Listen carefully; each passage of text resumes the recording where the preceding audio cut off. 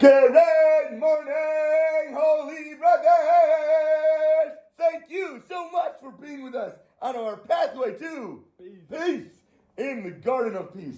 We are talking about page 192. Who is the King of Glory? Here we go. A man who is not willing to concede his honor for the sake of peace. Somebody who is too stubborn, too arrogant, too selfish. What are you kidding me? I need to give up my honor? Let her say she's sorry. I didn't do anything wrong. She's at fault. She's the one who needs to apologize. Right? 1,000 things go wrong. It's clearly her fault. And now we're trying to clean up her mess, and we have to say we're sorry for what she did? You out of your mind? Why should I apologize? It's not my fault. I promise. It's all her fault. She did something wrong. Whatever it was, she put something in the garbage and took out the bag. She wanted me to take out the trash. And when she pulled out the bag, guess what happened? It ripped on the edge of the garbage can, and now the garbage is all over the floor. And she's like, why don't you go clean it up? Me go clean it up. You ripped the bag! Yeah, but you should have taken out the garbage. I only pulled it out of the bag because you didn't take out Why is it my job to take out the garbage? I can take it out just like you can. You're very physical. You're very capable. Garbage is not that heavy. You want to take it out? Take it out. I wasn't even home. Oh, you should have done it last night. You should have looked at the garbage and see that it was full. Now that it ripped it all over the floor, it's your fault. It's your mess. I'm sorry, You know what? I put my ego down, put my humility in place, and realized that God is giving me a message to say, listen, the fact that you didn't take out the trash when I wanted you to make an extra effort to look to see if it wasn't done. Now that you didn't do it, boom! Now it's going to be all over the floor. It's going to be spilled everywhere. You have to pick up the pieces, and it's going to be a magnificent mess. But God is showing you to make you humble. Now look, this only happened because Hashem is trying to wake me the heck up. Hashem doesn't give me challenges like we just said before in this class, right? Hashem doesn't give you problems for no reason. He loves you tremendously. He cares about you beyond anything in the world. And everything He does for us is because He wants us to come closer to Him. It's just, Tell see it, it's just a little, harsh. Funny how Hashem wants you to do chores. And if you were so humble and you were so putting your wife before you, would Hashem need to rip that garbage and make it fly all over the floor and spill everywhere? Why does He do that? Because He hates you or because He loves you? He's giving you a potch in the face. The potch hurts. And you hate the potch. But guess what? It's here to wake you the heck up. And then you realize what is going on right now. Why did this happen? What do I need to do better? Thank you for helping me work on myself to recognize what I need to be doing. Now, I never want that garbage to spill all over the floor. So guess what? I'm going to get there way before she does. Because if she doesn't, she's going to screw it up. And I don't want her to screw it up. So even for my own sake, for my own betterness, for my own easiness, I'm going to run to take it out. So that never happens again. Because I know I'm not going to do that. She doesn't know how to handle it. So I'm going to do it to make sure that doesn't happen. But in that sense, it's showing me to be going ahead of the game to take care of it before that even happens. And guess what? Then she's going to be even happier. Because she's never going to have to worry about it. Because you're taking care of it. So Shem's not going to need to potch you and make a mess. Oh. So, a man who's not willing to concede this honor for the sake of peace with his wife might succeed momentarily.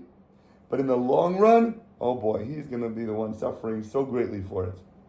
Right? Like my friend yesterday who listened to the class sent me, he might be winning that battle, but he's going to be losing the war. Because he has such a short-term gain that he might feel so happy about. But it's going to destroy his wife, and she's going to bomb and blast you back. Maybe a minute, an hour, a week, a month, a year later, she's going to bring it up out of nowhere. And you're going to be like, where the heck is this coming from? She's going to remember. She's going to know. You're not. His losses will outweigh his gorgeous gains, since it is impossible to have a peaceful relationship. There's no way, ever, it's going to happen. No chance. When a husband is, guess what, fussy about his honor, he wants to be the one, hey, thank me for taking out the garbage. Why didn't you thank me for cleaning the dishes? Why didn't you thank me for folding the laundry?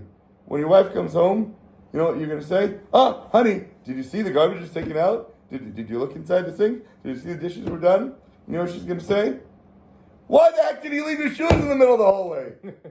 Wait, look what I did. Look at all these things. Are you happy? Look at this, look at this. No, Why did you leave your shoes in the middle of the hallway? She doesn't give a hoot about every other thing you did amazing.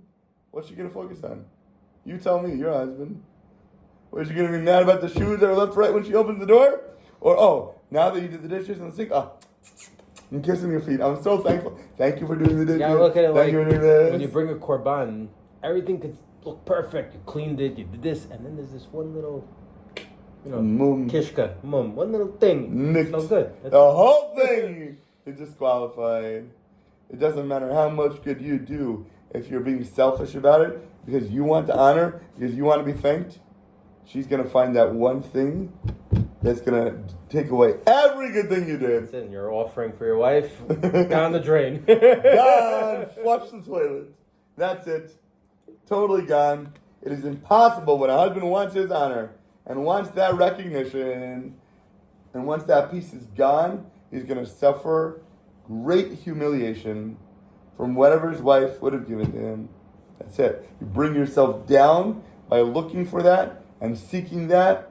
You're taking everything away that would have been good, and you're going to have so much more bad in your life. Do everything that she loves to have great. Have the kavanah, have the intention that you want her to be happy, not because you want to get the gains. Because God knows your intention. He opens your skull, cracks it, and sees inside what's going on. Can't fool God. And God is going to use your wife to teach you the way that you need to be acting. Got it? The greatest humiliation. There's no hidden intentions before God. No chance. Sees right through you, just like your wife. He knew you were gonna see. He was gonna see that before you even saw it. Forget about it. He knows what you're gonna do. The greatest humiliation is when others know that a man's home is a battleground. When other people know, when your friends know what's going on behind closed doors, that is a big busha, man. If they know that your wife is screaming at you or cursing at you, you know how humiliating it is for you? They're gonna be like, you whipped. And then when you walk out into public, it's all there, man. And if he tries to blame his wife for the reason, come over, they could sense the tension. Oh, when you walk in that door, like, you can see what kind of house it is. Kids could definitely sense it. They're like, it's like an aura. It's like you walk in and it's like stinks. Unbelievable. But when you walk into a house that is peaceful and loving, when you walk in, it's like, wow. This is where I want to be. You know, my landlord, I'm not saying I'm epitome of like holiness, but we have goyim that live downstairs. Right. And we hear them fighting a lot. The non-Jews are going crazy at each Albanians, other. And not there's anything wrong with them. And then the landlord comes and she comes to our house. She's like, to collect the rent. She comes. So she came to our house one time. She's like, oh man, here it's so here the energy's so peaceful. There I go. It's like you just can't even. Bombs are exploding left and right. It's like it's quiet, but it's like you feel like there's it's something. It's a war going on. I was like, there's guns and bombs and crazy. And here you walk in, it's like blissfulness. Jewish home. A Jewish home who knows what Shalom Bayis is about. There are many Jewish homes that are battlegrounds too. They don't know what they're doing. They're destroying. They're shredding their house. If he tries to blame his wife when people know that there's problems in his house, right? How are people going to look at him? How are they going to look at him? Oh no, it's not my fault. She's crazy. She's not. Do you know my wife? She's mashugana in the head. She needs therapy. She needs help. She needs counseling. If they hear him talking like that, when they know how terrible his house is, they're going to look at him pitifully. What, are you kidding? Who is he trying to humiliate? The mother of his children? The foundation of his home? You're trying to talk Lashon Hara and badmouth your wife to other people? Who are you? What do you think the people are thinking when they hear you talking like this? They're going to feel so bad for you. Like, what is wrong with this guy? He's destroying his home. You think they're going to side with you and say, oh my gosh, this guy's amazing. Yeah, he's so wonderful. How do you think they're looking at you? What do you think they're thinking when you talk like that? She is the woman that he pledged to honor in marriage, to love for her, to care for her, and this is the way you're talking about her? You're ripping her apart to strangers, to your friends. and you want to rip her down, beat her down and shred her? Now you think that you're the good guy? What are you doing? What do you think they're thinking? She's the woman that you're supposed to love. Why are you destroying not only her, but your whole home? Your wife, your kids, everything that comes in that house. Because you need to feel like you're better, that you need honor for your conceived honor, not even real honor. One cannot hide a lack of peace in the home. If it's there, people are going to know. It's not a secret, buddy. Don't think that you know that you can keep it hidden in the closet and everyone's going to know, oh, he's amazing, he's got a great home. Eventually, the wife will break down. And guess what she's going to do? She's going to talk. What do women do? They do it, baby. 9 out of 10 talking merits were given to who? Woman. They're going to talk to their friends. They're going to gab to their family. And she's going to open her mouth to her mother. You better believe it.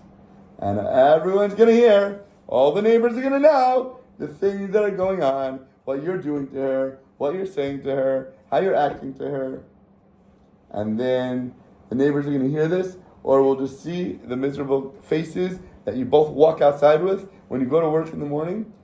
That energy, you think you carry that, or you think it's gone once you leave that house?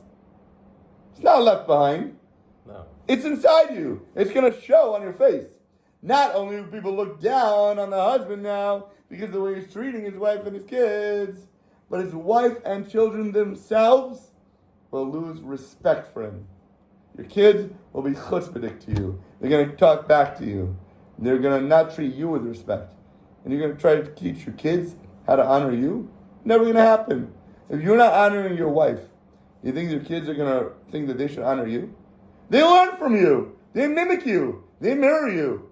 The kids are going to see how to act and act that way. They're not going to act the way you tell them to act. Yeah, you have to honor me. Yeah, you have to act this way. They're going to see it. What are they learning from you? The way you act and the way you talk is the way the kids are going to talk. You can't teach them, oh, you can't talk like I talk.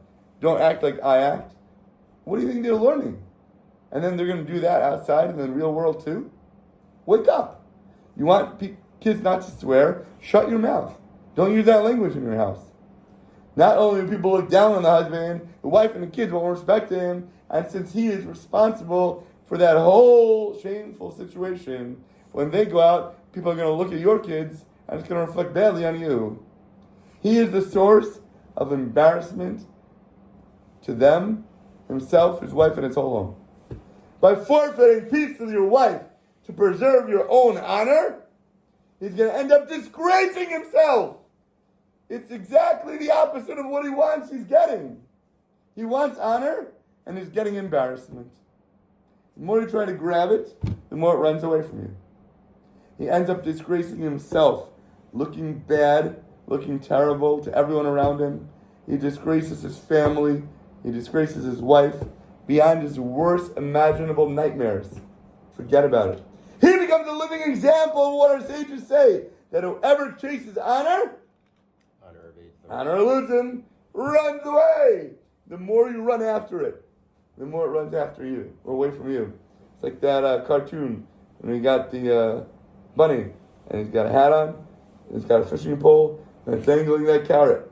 The more he's running, the more he's moving that carrot away, because he's moving and it's in front of him. He thinks he's going to catch up to it. The more he runs, the faster, the more out of breath, the more energy. You're accomplishing nothing, literally. And here, it's saying that it's moving in the opposite direction. It's like you're trying to get to work. Alon said this morning, right? He's trying to get to work. He gets on the highway, and he's going in the wrong direction. He's heading west, and his work is east. And the more he drives, the faster he goes, because he wants to get there quicker. The more he's going away from his destination, the faster he's getting to the opposite of where he wants to be. He thinks he's going to press on the gas harder to go faster, 70, 80, 90, 100 miles an hour, because he wants to get to work faster. Every time he's moving that speedometer up, the more he's moving away from where he needs to get to. The faster he goes, the more he needs to get back and backtrack. The more he thinks he wants it, that honor, the more he's moving away in the total opposite direction. He's completely going in the wrong direction, opposite where he wants to be, more away from his goal, further and further and further.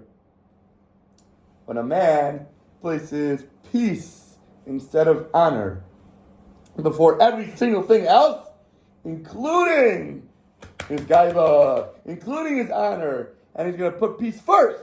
He's going to make that the most important thing in his life for his wife, in his home.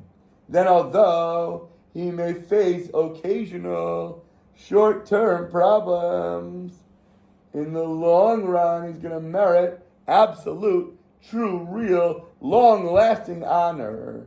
He's going to have peace in his home, and then his wife is going to love him. She's going to shower him with gifts, with comments, with pleasantries, with love she's going to give him. Everyone respects a person with self-control who concedes to others for the sake of peace. Can you imagine at work, everybody's fighting for the same bonus? They're all competing with each other and knocking each other off, and they're all not accomplishing everything they need to do because they're searching for that one goal. So everybody's trying to accomplish that one task, and everything else gets railroaded, completely off the tracks. They don't accomplish anything they need to, and they all lose out on the goal. The Gemara praises the person who's trying to search for peace and gets rid of selfishness. It says in Judges 5:31, who are shamed but do not shame, who hear their disgrace. And what are you supposed to do when somebody embarrasses you? Nothing. You stay silent. You do not respond. When you are silent in the face of embarrassment, the biggest brachas come your way, and you're able to bless everyone around you. You take that embarrassment in, and you put it down. You put your haughtiness out of the picture. Those are the moments for the biggest brachos to blast open from Shemayim towards you. I remember when I first became observant, and I'm trying to find, I don't know, it was like, I think it was a couple of nights I slept at my grandma's, because there was a lot of shuls in Brooklyn, you know, like. Okay. So on my way to work, I would just try to find like a minyan, and I was new, and I was like, oh, let me look Google. So I found one, and it was during COVID. So, you know, and I go in, and everybody's spread out like 50, and I'm like, oh, okay, you know, and I'm like all the way in the back, and some like, I don't know, some shul that, I don't know, you know, like kind of like, and all of a sudden, like, you know, I see some people, you know, like just not in masks because they're fine. I'm like, fine, all right. Not wearing masks. Not wearing masks. Okay. So whatever, I pray, and you know, I actually had my mask like over my thing, but not like on it. And sometimes I put it on, sometimes off. And then that's it. The prayer was over, and I took down the mask. And this guy walks out. He's like, "Where's your mask, you schmuck?" And I was like, and he just leaves. And I was like, what just happened in my head, you know? And like people are looking at me. I'm like, whoa, what's going on right now, you know? Like I had it on the whole time. Yeah, I wanted to say, I was like, right here, you know. He's like, oh, where's your mask, you schmuck? And then he just walked. With a schmuck. I was like, here, but I didn't even get to say anything, and then I just kept silent. But I didn't even know about this whole thing until everybody's ego gets fired up when somebody criticizes them, or disgraces them, or rebukes them. The first instinct, the Yetzer Hara says, what? What are you talking about? What are you doing? I'm not wrong, you're wrong. What are you talking about? I have a mess right here. I have the whole davening. You know many things you can say to him? And what are you talking like that? What are you using that language for? You don't even know me. What are you disgracing me for? The Yetzer Hara wants to fire up to answer back. The first thing that he jumps on is to come in right back. Defend yourself. Put up your guards. Take your sword out back. Where's your shield? No. Hashem says, listen, put your honor aside. Put your ego away. Take the insults as recognizing that the world is run by God. Nothing can happen to you if it wasn't directly from Hashem. Whatever a person does, says, acts, or moves through is because Hashem is putting them there for a reason. The voice that came out of him to rebuke you is from Hashem. That's it. You would never talk back to God if you were a booming emanation from the heavens saying to you something. I'm sorry, I'm sorry, okay? Believe myself.